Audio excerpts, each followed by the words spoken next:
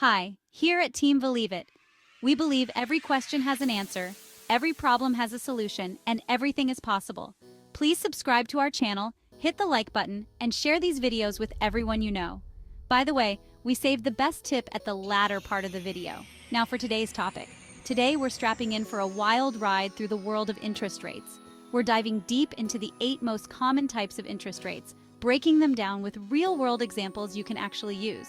So grab your metaphorical calculators, because things are about to get enlightening. Let's kick things off with the OG of interest rates, simple interest. This one's as straightforward as it gets. Imagine you lend your friend $100 and they promise to pay you back 5% interest after a year. That 5% is your simple interest rate. Now, to calculate how much interest you'll earn, you simply multiply the principal amount, $100, by the interest rate, 5%, and the time period, 1 year.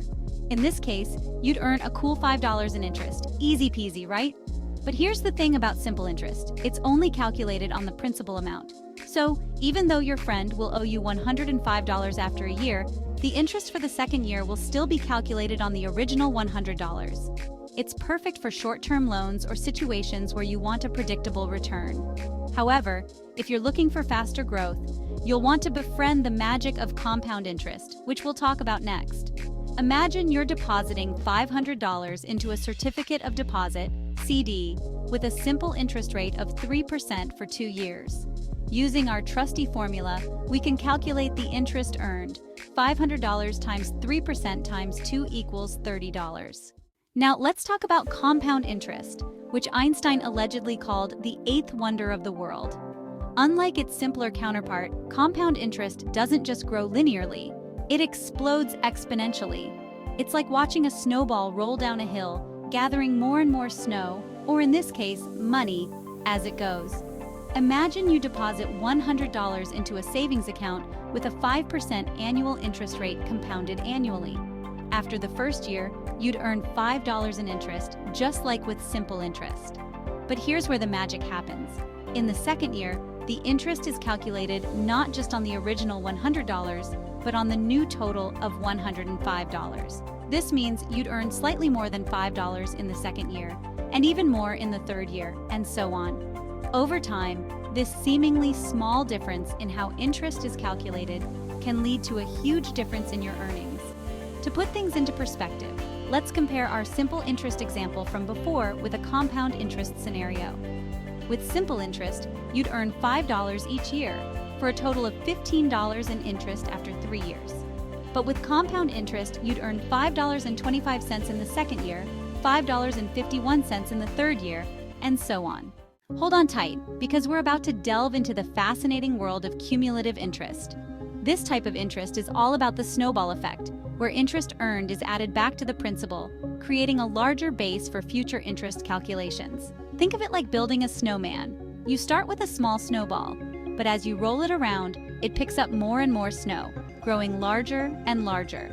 Similarly, with cumulative interest, your money grows at an accelerating rate as interest is continuously added back to the principal.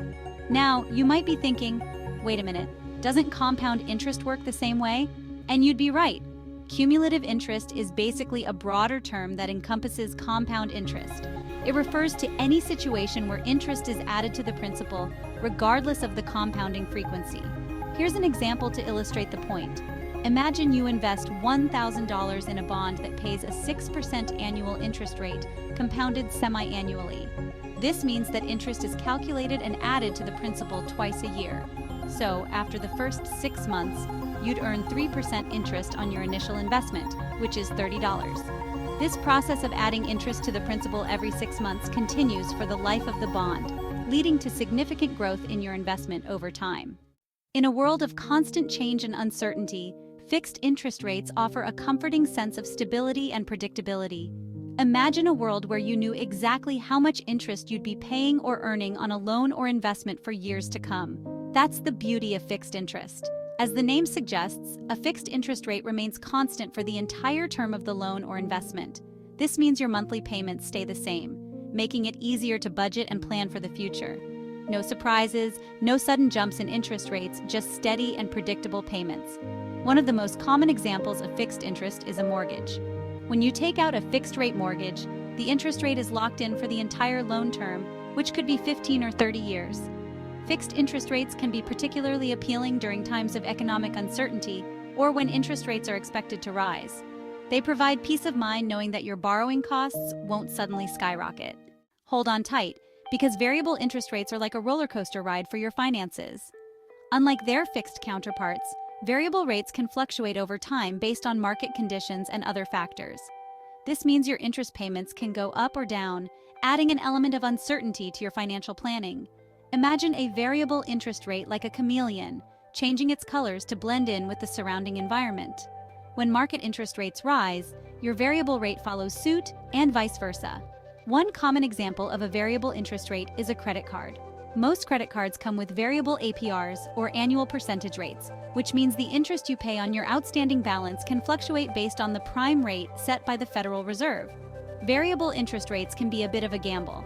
If interest rates stay low, you could benefit from lower borrowing costs compared to a fixed-rate loan. However, if interest rates rise, your payments could increase significantly, potentially putting a strain on your budget. Let's talk about APR, or annual percentage rate, a term you've probably encountered countless times in the fine print of loan agreements and credit card statements. APR represents the true cost of borrowing money, expressed as a yearly percentage rate. Think of APR as the all-inclusive price tag on a loan, factoring in not just the interest rate but also other fees and charges associated with borrowing. It gives you a more comprehensive picture of the total cost of a loan, allowing you to compare different loan offers apples to apples. Imagine you're shopping for a new TV and find two stores offering financing options. Store A advertises a low interest rate of 5%, while Store B offers a slightly higher rate of 6%, but with no processing fees. This processing fee, when factored into the APR calculation, could make the actual cost of borrowing from Store A higher than Store B, despite the lower advertised interest rate. Understanding APR is crucial for making informed borrowing decisions. Now let's talk about the prime rate, a term often thrown around in financial news and discussions about interest rates. The prime rate is like the VIP section of interest rates, reserved for borrowers with excellent creditworthiness. Think of the prime rate as the benchmark interest rate that banks and lenders use to set rates for their most creditworthy customers. It's influenced by various economic factors, including the federal funds rate set by the Federal Reserve. Imagine the prime rate as the starting line for a race, with borrowers' credit scores determining their starting positions. Borrowers with excellent credit get to start closer to the finish line, enjoying lower interest rates, while those with lower credit scores start further back, facing higher rates. The prime rate is not a fixed number. It fluctuates based on market conditions and the Federal Reserve's monetary policy. When the Fed lowers interest rates, the prime rate tends to follow suit, making borrowing cheaper for consumers and businesses. Understanding the prime rate and its relationship to your credit score is crucial for securing favorable loan terms. Finally, let's unravel the mystery of discounted interest, a concept commonly used in the world of bonds and treasury bills. With discounted interest, instead of receiving interest payments periodically, you receive the interest up front, discounted from the face value of the security. Imagine buying a $1,000 bond with a 5% annual interest rate discounted for 1 year. Instead of paying the full $1,000 upfront, you'd pay a discounted price of $952.38. At maturity, you'd receive the full face value of $1,000, effectively earning the $47.62 discount as interest. Discounted interest allows investors to lock in a specific yield upfront, regardless of interest rate fluctuations in the market. One common example of discounted interest is a treasury bill, T-bill. T-bills are short-term debt securities issued by the U.S. government, and they're typically sold at a discount to their face value. Discounted interest can be an attractive option for investors seeking predictable returns and a lower upfront investment cost. And there you have it, explorers of the financial world. We've journeyed through the fascinating landscape of interest rates, demystifying 8 key types that shape our financial lives. From the simplicity of simple interest to the exponential growth of compound interest, we've covered it all. It empowers you to make informed decisions about saving, investing, and borrowing, putting you in control of your financial destiny. As always, here at Team Believe It, we believe every question has an answer, every problem has a solution, and everything is possible. Please subscribe to our channel, hit the like button, and share these videos with everyone you know. Thank you.